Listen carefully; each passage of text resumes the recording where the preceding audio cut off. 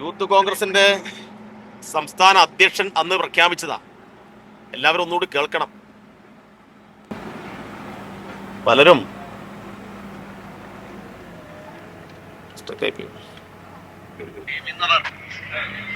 വീടുകൾ വയനാട്ടിൽ ഉരുൾപൊട്ടലിൽ വീട് നഷ്ടപ്പെട്ടവർക്ക് പ്രഖ്യാപിക്കുകയും ചെയ്തു. അതിന്റെ തുടർച്ചയായി സംസ്ഥാന യൂത്ത് കോൺഗ്രസ് കമ്മിറ്റി കൂടിയാലോചിച്ച് 30 വീടുകൾ ഈ ഉരുൾപൊട്ടലിൽ വീട് നഷ്ടമായവർക്ക് ആദ്യഘട്ടമായി 30 വീടുകൾ യൂത്ത് കോൺഗ്രസ് സംസ്ഥാന കമ്മിറ്റി നിർമ്മിച്ചു നൽകുവാൻ തീരുമാനിക്കുകയാണ്. അതോടൊപ്പം തന്നെ ഈ വീട് നിർമ്മിച്ചു നൽകുന്നത് സമയബന്ധിതമായിട്ടാണ് ചെയ്യേണ്ടതായിട്ടുള്ളത്.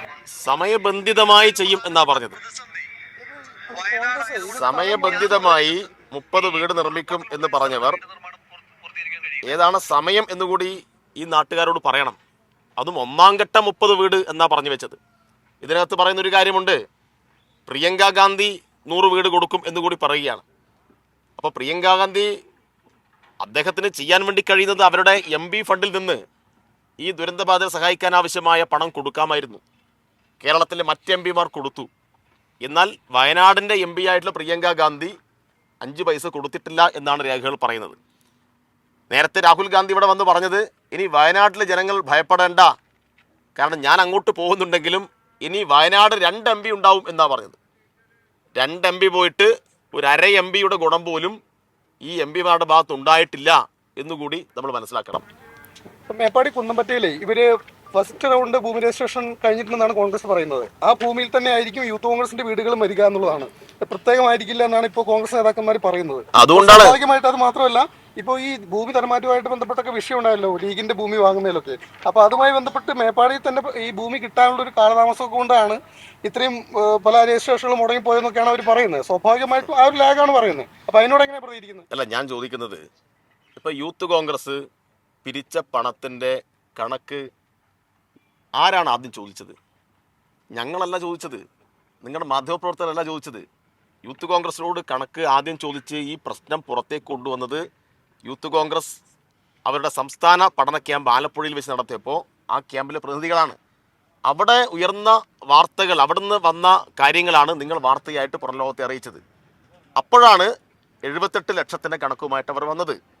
അപ്പം ഞാനിവിടെ ഈ വീഡിയോ കാണിച്ചത് പലപ്പോഴും ചില ആളുകൾ മറവി രോഗം ബാധിക്കുന്നതുകൊണ്ടാണ്. അപ്പം അതിനകത്ത് പറയുന്നത് 30 വീടാണ്.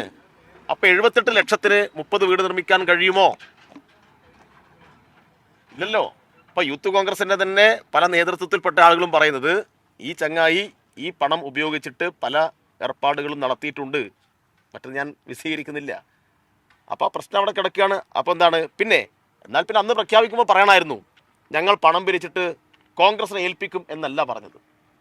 ഞങ്ങൾ പണം പിരിച്ചിട്ട് സമയബന്ധിതമായി 30 വീട് നിർമ്മിച്ചു കൊടുക്കും എന്ന് പറഞ്ഞാണ് പണം പിരിച്ചത്.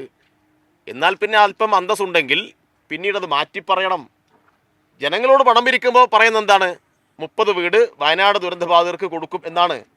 പണം പിരിഞ്ഞു കിട്ടിയപ്പോൾ പറയുന്നത് അത് ഞങ്ങൾ മൂത്ത കോൺഗ്രസിനെ ഏൽപ്പിക്കും എന്നാണ്. ഇതൊക്കെ എന്ത് വർത്താനാണ്? ഇതൊക്കെ വല്ല അന്തസ്സുള്ള വർത്താനാണോ?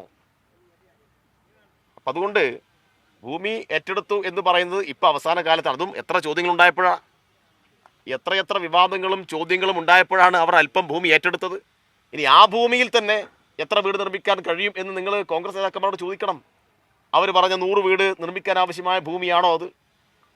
ഇനിയൊരു ഉരുൾപൊട്ടൽ ഉൾപ്പെടെ ഉണ്ടാകുന്ന ഘട്ടത്തിൽ അതിനെല്ലാം അതിജീവിക്കാൻ കഴിയുന്ന ഒരു മണ്ണിലാണോ അവർ വീടെടുക്കാൻ വേണ്ടി പോകുന്നത്?